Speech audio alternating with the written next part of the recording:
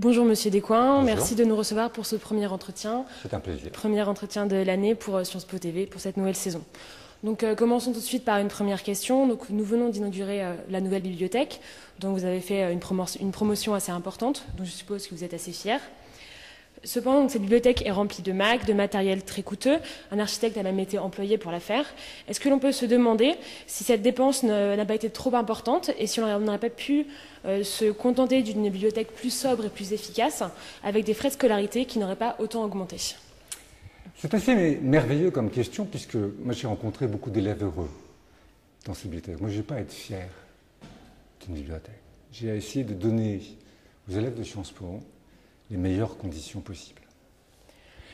C'est ce que j'ai fait. Cette bibliothèque est certes... Donc vous pouvez trouver que c'est dommage qu'on aurait pu même J'ai conserver pas dit la dommage. bibliothèque. Je vous réponds. On aurait même pu conserver la bibliothèque dans son état antérieur. Ça n'aurait rien coûté. Ça aurait été fab. Alors, on a utilisé un architecte. Ben oui, c'est obligatoire. Devinez quoi? Lorsqu'on dépose un permis de construire, puisqu'il a fallu un permis de démolir et un permis de construire, c'est mieux d'avoir un architecte. C'est très important. Alors, elle est belle.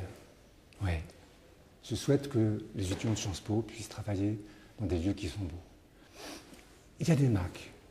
J'ai vu sur Facebook et ailleurs plein d'étudiants extrêmement contents qu'on ait des Mac. Alors, est-ce que c'est trop beau? Mais pour les étudiants de Sciences Po, rien n'est trop beau.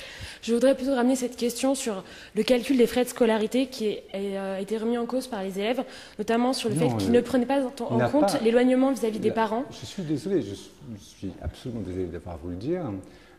Aujourd'hui, la question des droits de scolarité n'est pas une question qui se pose au sein des conseils.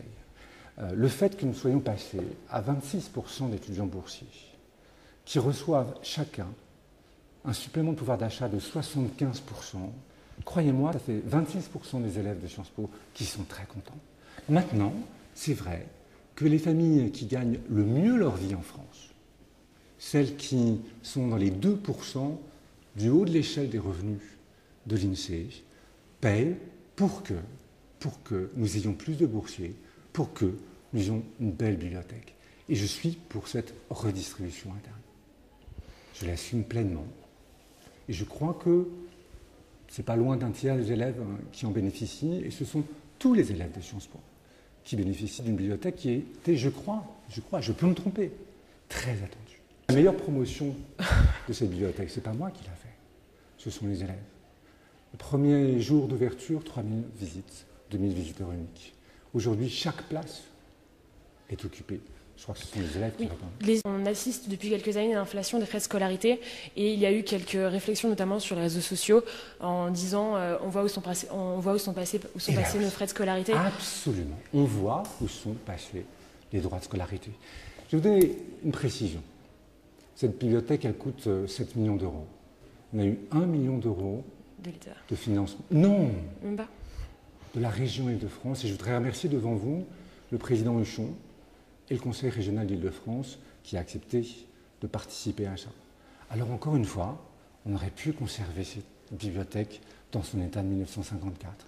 Mais j'avais rencontré beaucoup d'élèves de Sciences Po qui trouvaient que ce n'était pas totalement une bibliothèque à la hauteur de ce qu'ils attendaient. C'est vrai que pour les riches, c'est désagréable de payer. Bien sûr. Mais figurez-vous que depuis 10 ans en France, l'impôt sur les riches baisse systématiquement. Baisse systématiquement. Je n'ai pas à juger les politiques menées par Laurent Fabius ou par le président de la République. Alors je constate que l'État a de moins en moins de moyens. Alors ensuite, il faut savoir comment on fait. Et donc je pense qu'un système de redistribution interne, on n'a jamais eu autant d'étudiants boursiers, qui n'ont jamais eu autant de montants financiers, c'est un beau succès. Et en même temps, ils ont une belle bibliothèque.